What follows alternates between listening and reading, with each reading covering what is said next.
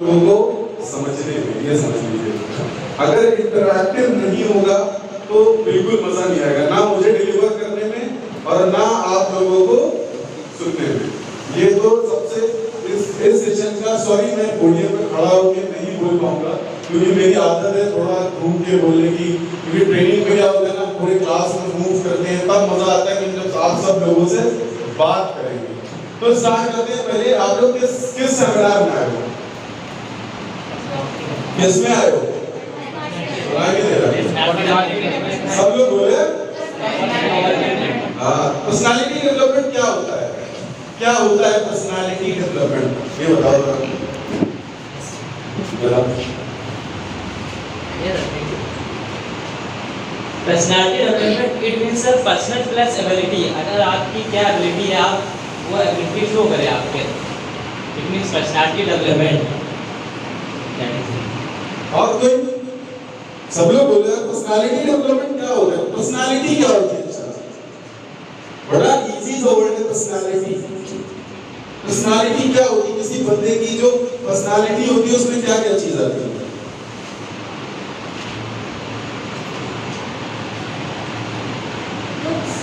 Very good, very good, very good. Then language, quite close. और कोई? सब लोग बताओ। तो मजा मैंने बोला ना, जितना इंटरैक्टिव बनाओगे, मेरे पास कंटेंट बहुत है डिलीवर करने के लिए, लेकिन मैं उतना ही कंटेंट डिलीवर करूंगा जितना तुम लोग जो है पार्टिसिपेट करोगे। अभी तो मैं अपना पीपीटी दिखाऊंगा तो तुम्हें समझ में आ जाएगा कि कितना कंटेंट है और मैं क्या क्या बताऊंगा। तो बहुत सारी चीजें आप सीख के जाओगे, लेकिन अगर पार्टिसिपेट करोगे तो ethics, behaviour, very good, etiquettes, nice,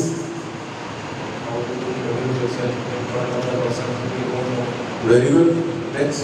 और बहुत सारी चीजें आती हैं, सर ने हमारा बताया, thank you so much, very good. Well, as far as the personality is concerned, so it is a cocktail of your gesture and posture. Yes. Right? Should be good nature. Very good. Should have a soft attitude and polite behavior. Yes. My dear friends, this, if your personality is very beautiful, this if you have a cocktail of activities, it's like you are jovial, you are just you are having assimulating nature, and you are just having the power of just be mingled with the people. Color yourself in the color of circumstances, that is called personality. Yes. You must be a complete person. और ये बनता है आपके अच्छे nature, अच्छे स्वभाव, अच्छे behaviour. अगर आपका जैसे पोस्चर, दो कपड़े हैं लेकिन वो दोनों कपड़े साफ सुथरे होने चाहिए। आज आपने उसको उतारा है, कल धो के पहने, दो जोड़ कपड़े गरीब आदमी कुछ नहीं, लेकिन उसका अगर जैसे पोस्चर अच्छा है, that is called a personality. Personality को हमें बनाने के लिए अपने अंदर so many abilities we should have. Clap, very nice. और कोई पार्टिसिपेट करना चाहता है? सो पर्सनालिटी में काफी चीजें आती हैं, मी एंड माई सेल्फ, मतलब जो हम क्या हैं और लोग हम दूसरों को अपने बारे में क्या दिखाना चाहते हैं, ये सारी चीजें आती हैं पर्सनालिटी में। और उसको हम डेवलप कैसे करेंगे वो हम सीखेंगे।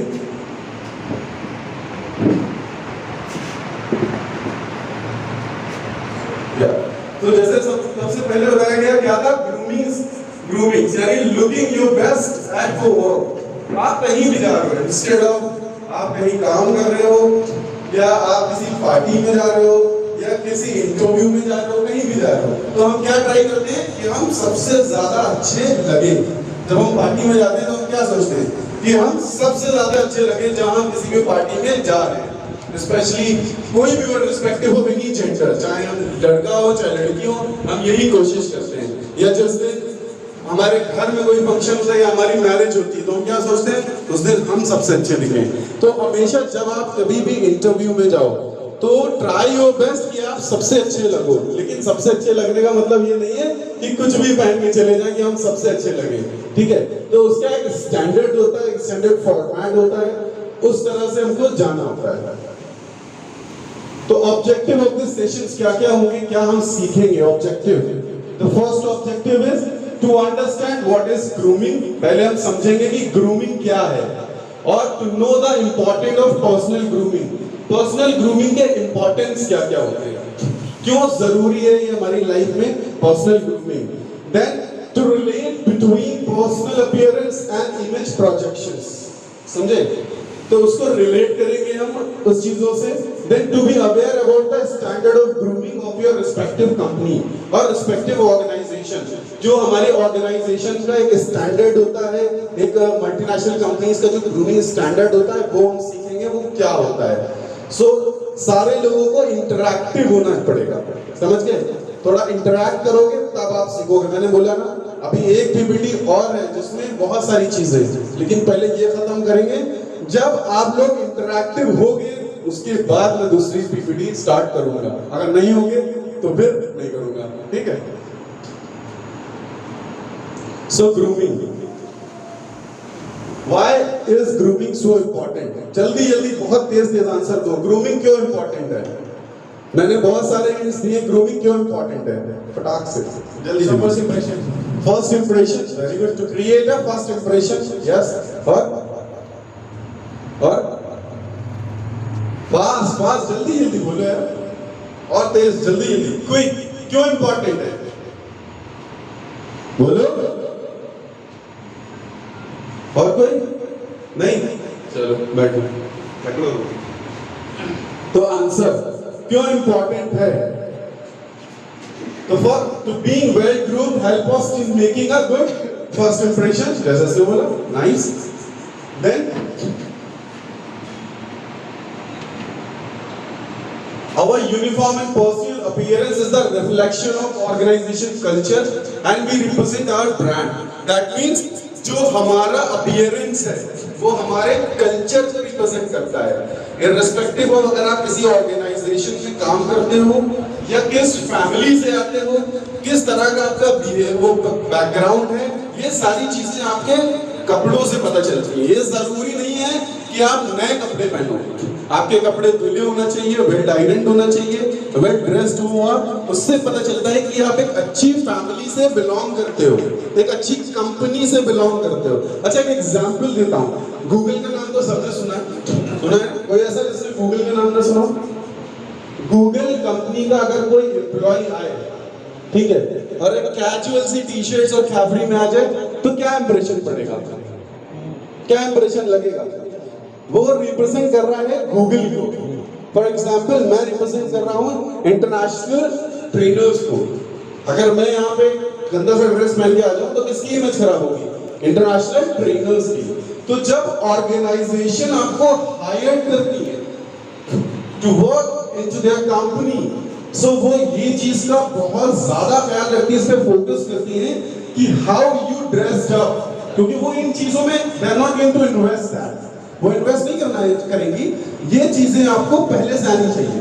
तो वो आपका जो ड्रेसअप होता है उसको देख के जज कर लेते हैं कि because in the futures you are going to represent their brands. आप किसी क्लाइंट के पास जाओगे मीटिंग्स में, अगर आपको गूगल में नौकरी मिल गई, माइक्रोसॉफ्ट में मिल गई, एलजी में मिल गई, किसी भी बड़ी कंपनी में मिल गई, तो जब आप कहीं पे जाओगे तो एज अ पर्सन नहीं जाओगे, आप एज अ कंपनी एम्प्लॉय जाओगे, आप कंपनी को रिप्रेजेंट करोगे। तो अगर आपके अंदर वो स्टैंडर्ड्स नहीं है तो कंपनी आपको क्यों हायर करेगी? तो उसको उनको डेवलप करना पड़ेगा। डेवलप करने के क्या स्टैंडर्ड है वो भी सीखते हैं आगे। Immaculate grooming enhance the appearance and the gracious pose. Pose क्या हो गया? इसका मतलब क्या हुआ? ग्रूमिंग जो है वो हमें एनहांस करती है, लोगों से इंटरैक्टिव बनने की एज अ ग्रेशियस होस्ट। समझ रहे? मतलब इंटरेक्शन, लोग हमसे बात करना पसंद करेंगे। लोगों का फर्स्ट इंप्रेशन जो है ना, the first point is related to all these two points. So जो ग्रूमिंग्स होगी वो आपको हेल्प करेगी लोगों से। अगर वेल ग्रूम बंदा होता है तो हर आदमी चाहता है कि मैं भी इससे बात करूं, ना कितना अच्छा लग रहा है, हर आदमी इंटरैक्ट करना चाहता है। अगर कोई बड़ा गंदे से ड्रेस का बंदा आ जाए, कोई इंटरेस्ट लेता है उसमें? हर आदमी सोचता है कि भाई जितना दूर रहो इससे उतना बेहतर है, कोई मजा नहीं आता उससे बात करने में। So all well-groomed individuals feels more confidence, look good, feels good principles. That means जो well-groomed बंदा होगा वो well confident होता है. जिस दिन आप किसी फंक्शन के लिए तैयार होते हो तो आपका वे ऑफ टॉकिंग और वे ऑफ वॉकिंग डिफरेंट होता है. जिस दिन आप नए कपड़े पहनते हो कॉन्फिडेंट रहता है नहीं रहता है? उस दिन आप एकदम कॉन्फिडेंट फील करते हो कि yes I am the one only in this earth. ऐसी ही फीलिंग आती है ना जिस दिन आप नए कपड़े पहनते हो. जिस दिन नया ड्रेसअप पहनोगे, नए शूज होंगे, नए शॉर्ट्स होंगे, हर चीज नया होगा, उस दिन आपका एटीट्यूड एकदम अलग होता है कि भाई दूर रहो, गंदे ना हो जाए कपड़े. ये वाला एटीट्यूड होता है ना कि कहीं बैठते हैं तो भी झाड़ के बैठते हैं, गंदे ना हो जाए, तो वो कॉन्फिडेंट आ जाता है.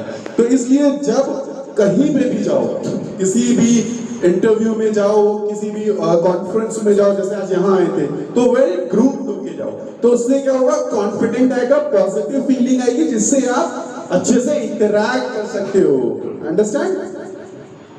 सो व्हाई ग्रूमिंग? अब कौन आंसर देगा? Why grooming?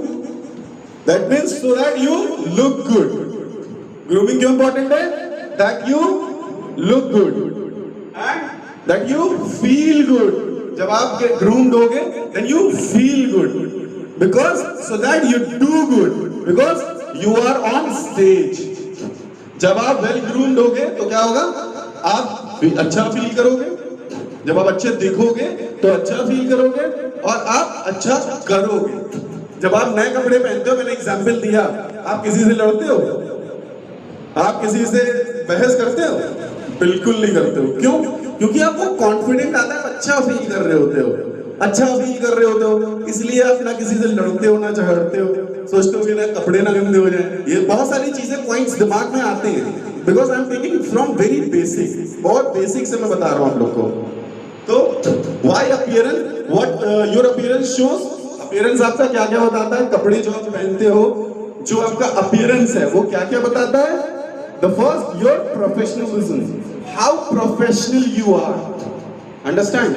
अगर आप अपने लिए ईमानदार नहीं हो तो किसी और के लिए ईमानदार कैसे होगे? कंपनी ये बोलती है पहले अपने लिए ईमानदार बनो, बाद में किसी और के लिए बनोगे. जब आप अपने लिए ईमानदार नहीं बन रहे हो तो दूसरों के लिए कैसे बनोगे? सो professional shows your professionalism, first of all, a level of sophistication, intelligence, your attitude, assured gesture about standard of services. Your gestures, that means your attitude, your intelligence. कपड़ों से पता चलता है. अगर कोई सूट बूट पहना आदमी आता है, जब तक वो ना बोले आप लोग जज कर सकते हो उसको. जब तक वो मुंह ना खोले जज कर लोगे? कोई नहीं कर सकता. क्या सोचोगे? बहुत इंटेलिजेंट है. अगर किसी रिक्शा वाले को, किसी अनपढ़ को मैं यहाँ भी वेल ड्रेस होके बैठा दूं, you even cannot understand कि what the person is until and unless he will not speak. जब तक कि वो नहीं बोलेगा, उसके अपीयरेंस से क्या सोचोगे? कोई बिजनेसमैन होगा, या कोई टीचर है, या कोई पढ़ा लिखा बंदा है बहुत ज्यादा, यही सोचोगे ना. So that is the reason appearance is very important into your life. समझ में आ रहा है? आ रहा है नहीं आ रहा है? रिस्पॉन्स हो करो. आवाज नहीं आ रही? और दे. नाश्ता नहीं किया था क्या? सुबह नाश्ता किया था? नहीं किया? क्यों? तो आवाज तो आनी चाहिए. माइक बंद कर दो, मेरी आवाज तो मुझे तेज है. आ रही है? बताओ. आवाज नहीं आ रही? आवाज है? हाँ. So your appearance shows your professionalism, your level of sophistication, your intelligence, your attitude, assurance, gesture of the standards and services. Understand? Yes. So grooming में क्या क्या चीजें important हैं? अब देखो. Let us for men, boys, okay? So personal grooming habits क्या क्या होती हैं? Grooming involves all the aspects of your body. Grooming में खाली आपके कपड़े ही नहीं आते हैं, ये चीज हमेशा याद रखो, पूरी बॉडी आती है. Grooming के अंदर from top to bottom एक एक चीज पड़ेगी. Overall cleanliness, hair, nails, teeth, uniform and makeup. Makeup वाला नहीं, लड़कियों वाला. ये ना सोचना पाउडर और लिपस्टिक लगा के चले जाओ. So makeup is also involved, but क्या है? That we will understand. So personal grooming habits for girls especially. Here, it's your crown, grooming crown. That means वो लड़कों के लिए रहा देखो। So लड़कियों का जो बाल होते हैं इसको क्या बोलते हैं? क्राउन बोलते हैं। ये क्या होता है? क्राउन। क्राउन क्या होता है? ताज होता है। कौन लगाता है? ताज कौन लगाता है? प्रिंसेस लगाती है। तो प्रिंसेस का ताज, जैसे प्रिंसेस के लिए ताज इंपॉर्टेंट होता है, उसी तरह लड़कियों के लिए उनके बाल इंपॉर्टेंट होते नहीं होते? तो ये जो ताज है अपना, इसको ताज को प्रिंसेस क्या करती है? वो संभाल के रखती है, ऐसे फेंक देती है या गंदा संदा कर देती है? संभाल के रखती है ना। तो हमारी रिस्पॉन्सिबिलिटी बनती है उसको हम संभाल के रखें। Wash your hair regularly. That means अपने बालों को डेली धोना चाहिए। बिकॉज क्यों? ये भी पढ़ते हैं। तो hair style for mens. Mens का हेयर स्टाइल कैसा होना चाहिए? जैसा सर ने बात की थी, बहुत सारे लड़के बड़े बड़े बाल करके रंग बिरंगी कर लेते हैं। So here should B not fall over the years, forehead and eyebrows. बाल का एक ही फॉर्मूला है। बाल ना तो आपके मध्य में है, माथे पे, फोरहेड पे, ना कान पे कवर करे, और ना बैक। आपका ये जो कॉलर होता है ना शर्ट का, इसमें बाल 2 इंचेस अबव होना चाहिए, टच नहीं होना चाहिए। अगर टच हो रहे, that is not a standard. Understand? Corporate standard. Apply little oil और gel, this things give a professional looks. लड़कियों के लिए भी है, बाल में थोड़ा सा हल्का सा लाइट तेल ऑयल लगाएं, बहुत ज्यादा नहीं, लाइट ऑयल, और या तो जेल अप्लाई करें। That's give a professional look. Understand? Must shave daily. लड़कों के लिए है, अगर आप बियर्ड नहीं रखे हो तो you should must shave daily. Daily shave करना है। स्किन का इतना वो मत करना, क्योंकि अगर if you are working in a corporates, वहां पे इस चीज को बहुत ज्यादा मेजर किया जाता है कि आप शेव करके आते हो, नहीं आते हो, किस तरह से आते हो। That's give a very wrong impression अगर आप शेव डेली नहीं करते हो तो। Facial hair should be neatly, जो आपका फेस है वो एकदम साफ होना चाहिए। Always be a clean and trim your beards, stubs, and जो अपनी मुस्टैचेस है, and beards are not recommended accepted for the religious purpose. अगर आप किसी रिलीजियस पर्पस से बियर्ड रखे हो, then it is allowed. Otherwise अगर आप फैशन में कोई बहुत बड़ी बियर्ड रखे हो, तो that is not allowed in the corporates. Understand? तो hair style for female, but लड़कियों का क्या हेयर स्टाइल होना चाहिए? So hair pulled back from the face. जो बाल हैं वो पीछे, फेस के पीछे होना चाहिए। फैशन में फेस के ऊपर नहीं। फैशन कॉर्पोरेट्स में नहीं चलता, ये हमेशा याद रखना। फैशन जब आप इंटरव्यू देने जाओगे तो नहीं चलेगा।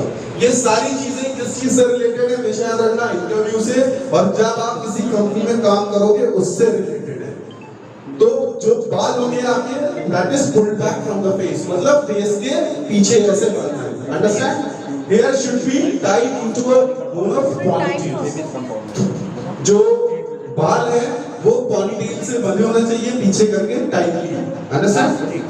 नाउ अप्लाई लिटिल ऑयल और gel, same thing, it's give a professional look. That should be well groomed with a neat appearance at all time. Ladies should be हमेशा क्या होना चाहिए? well dress up होनी चाहिए, और हमेशा appearance जो है साफ सुथरे होना चाहिए। Hair pin should be plain black. ये बहुत important चीज है। जो हेयर पिन लगाते हैं आप बाल में, वो प्लेन ब्लैक होना चाहिए।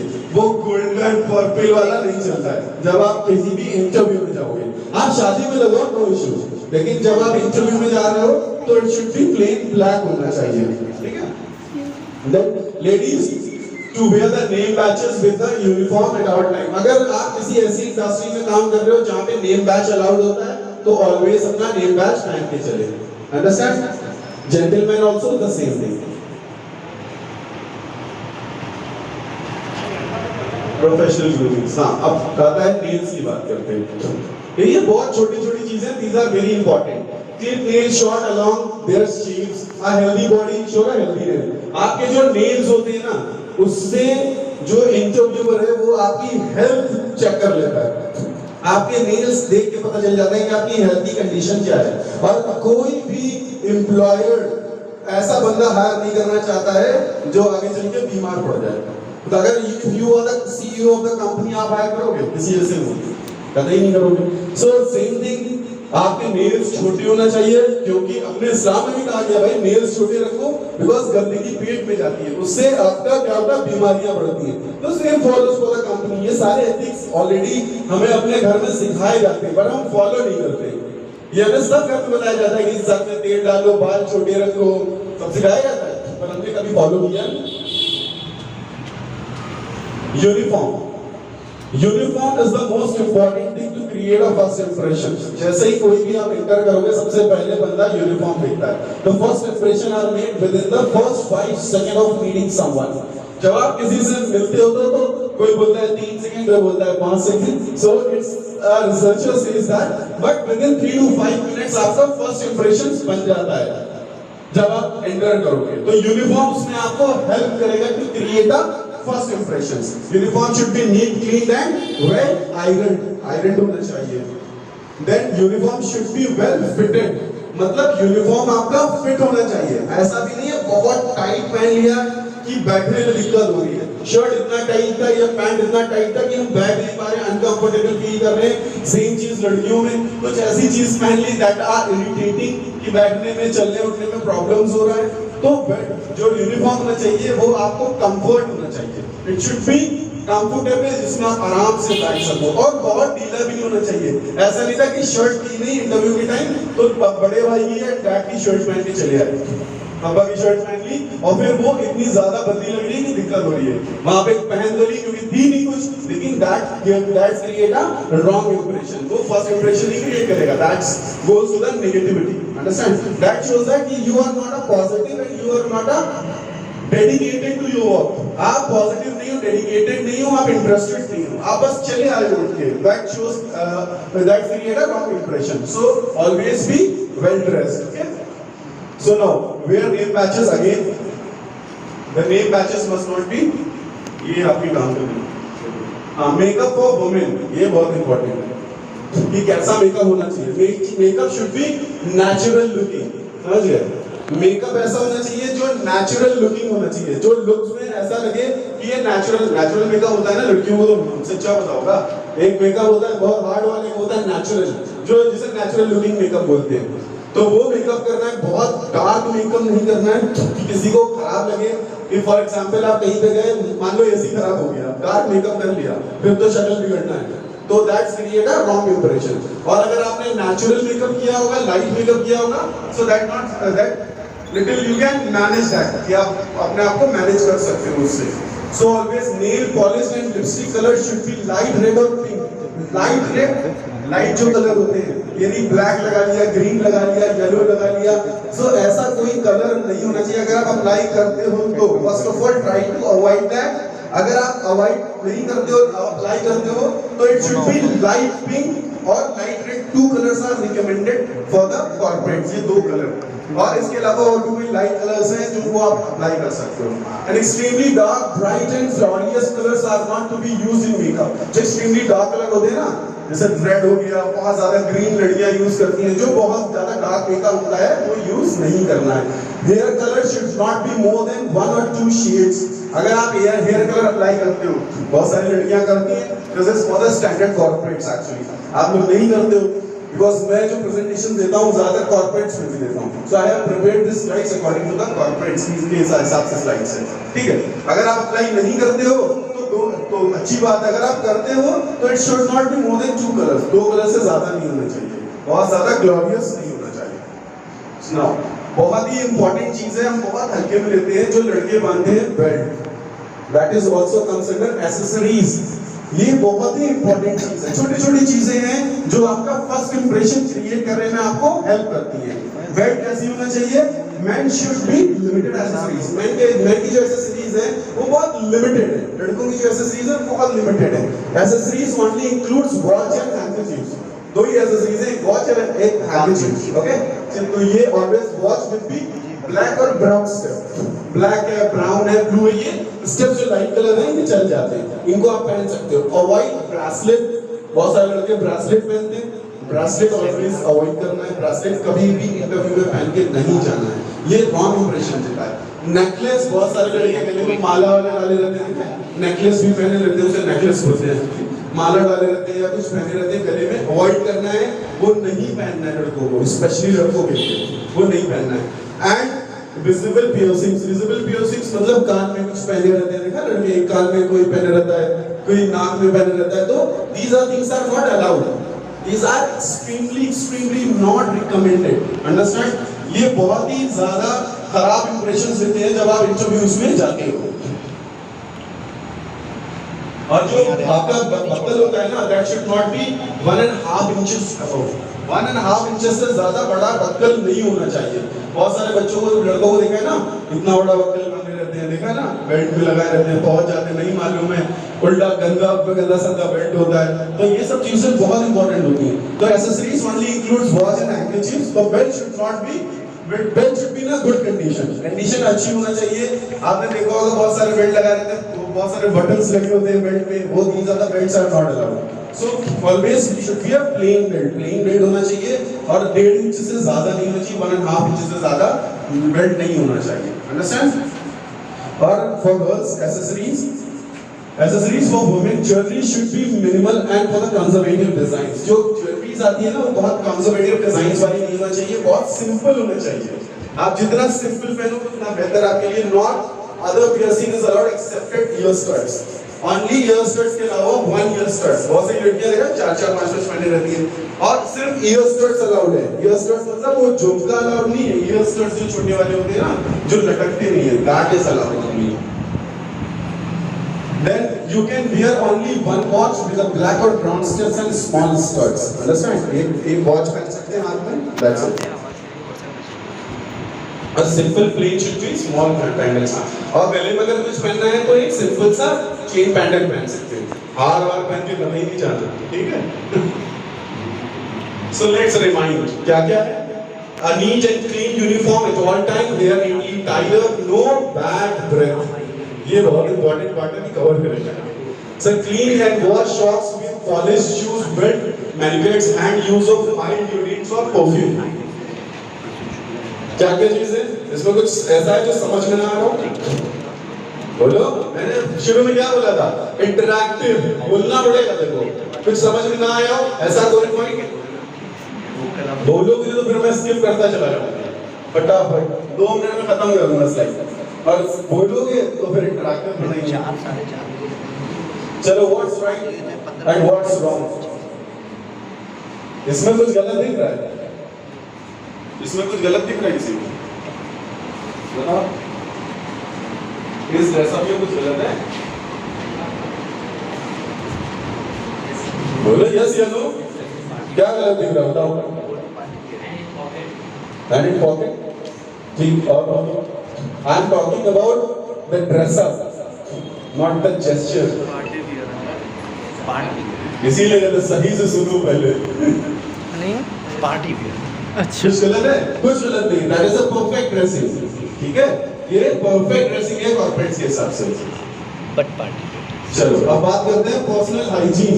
ये सबसे इम्पोर्टेंट पार्ट होता है किसी भी ऑर्गेनाइजेशन में जाने से पहले, बिकॉज पर्सनल हाइजीन आपकी हेल्प करता है रिलेशन बिल्डिंग में। मेरे हिसाब से, as per my thinking, that helps for you to build a relation in any organisation और आपकी सोसाइटी में भी। सो पर्सनल हाइजीन में क्या क्या आता है? हैव अ बाथ डेली, सबसे पहले sorry have a bath every day, हमेशा डेली नहाना चाहिए। सबसे पहले डेली नहाओ सुबह उठ के सबसे पहले। देन हैंड केयर, हाथ कैसे धोना चाहिए बहुत इंपॉर्टेंट है। ये सारी चीजें नोटिस करी जाती है। हाथ कैसे धोना चाहिए सब लोग धोते हैं, लेकिन मालूम नहीं है परफेक्टली कैसे धोते हैं।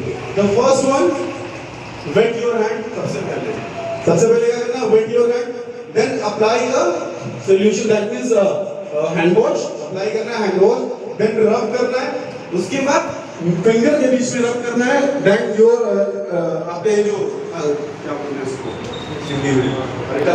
कलाई को आपको रब करना है, देन वॉश करना है। आफ्टर दैट टैप जो होता है आपने इस यहाँ से बंद किया जाता है, हम क्या करते हैं उसी हाथ से बंद करते हैं। टैप ऑलवेज यूज योर ये कलाई के नीचे का जो हिस्सा होता है ये यूज कर सकते हैं। एंड आफ्टर कभी भी हाथ धोने के बाद किसी भी कपड़े से नहीं पोंछते हैं, use the paper.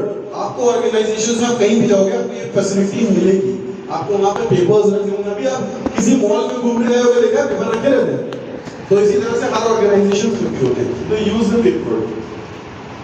Nails care में wash your nails, cut your nails and push your particles and file your inwards. That means पहले आपको अपने नाखून को काटना है, काटो उनको, फिर उनको साफ करो, धो, फिर उसके बाद उनको ट्रिम करो।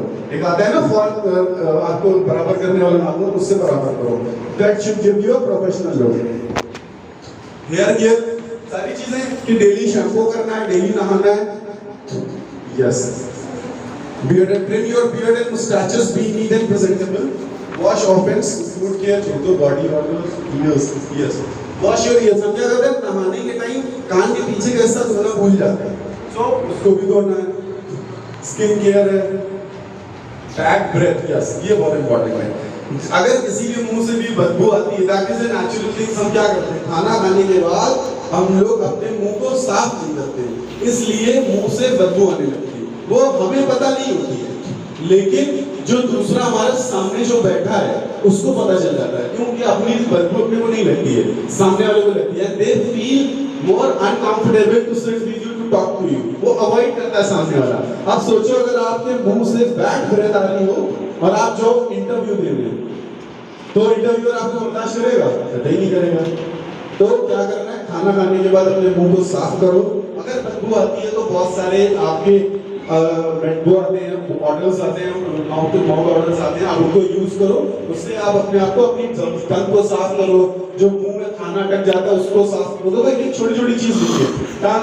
टंग not clean, food stucks, sinus problem, ये सारे रीजन होते हैं बैड ब्रेथ होने के। साइनस का भी प्रॉब्लम होता है, इन सारी चीजों से आती है।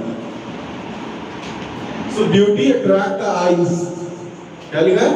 Beauty attract the eyes but personality capture the heart. अगर कोई ब्यूटीफुल है तो they can attract only your eyes, but अगर किसी का personality अच्छा है तो they can capture your heart. Understand? personality अच्छा होने से heart capture करता है, beauty खाली eyes capture करती है। Understand? अगर कोई मान लो कोई अच्छा है, खूबसूरत है, आपको पसंद आ गया, आपको अच्छा लगता है, that is a natural, so अच्छा लगता है। लेकिन जब वो बात करता है तब समझ में आता है कि उसकी असलियत क्या है। अगर वो बात करने में भी अच्छा है, बोलने में अच्छा है, नेचर अच्छा है, बिहेवियर अच्छा है, then they capture your heart. So body language ये बहुत इंपॉर्टेंट पार्ट है जो हम बॉडी लैंग्वेज पढ़ने जा रहे हैं। बॉडी लैंग्वेज क्या होता है, कौन बताएगा? फटाफट बताओ, बॉडी लैंग्वेज क्या होता है? What is body language? Body language is a very powerful tool. We had a body language before that we had speech. जो हम बोलते हैं, बात करते हैं, that we understand 80% from the body language and 20% from the words. हम जो भी बोलते हैं वो 80% हमको हमारी बॉडी लैंग्वेज से समझ में आता है सामने वाले की, और 20% सिर्फ वर्ड से समझ में आता है। तो तुम चाहे जितनी अच्छी लैंग्वेज आती है तुमको, अगर तुम्हारी बॉडी लैंग्वेज खराब है, then you will not be able to convey your feeling and thoughts. Understand? So what is the body language? कौन बताएगा? Sir, body language is the first thing is when you communicate to unknown person. So that time you should be in a polite communication and hand gesture and body gesture and hand movement and eye contact. What you want to say to unknown person, so that time you will have to